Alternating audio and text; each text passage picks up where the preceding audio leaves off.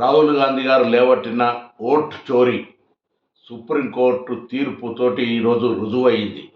65 లక్షలు తొలగించిన ఓట్లను వెబ్సైట్లో పెట్టాలని, వాటిని తీయడానికి కారణం చెప్పాలని, నూతన ఓటరు నమోదు చేస్తే ఆధార్ కార్డు తప్పనిసరి చేయాలని, అసలు ఓటరు నమోదు విధానాన్ని ఏ విధంగా చేస్తున్నారనేటువంటి 4 ప్రధాన ప్రశ్నలతోటి ఈరోజు సుప్రీంకోర్టు కేంద్ర ప్రభుత్వాన్ని ఎన్నికల కమిషన్ ఆదేశించింది.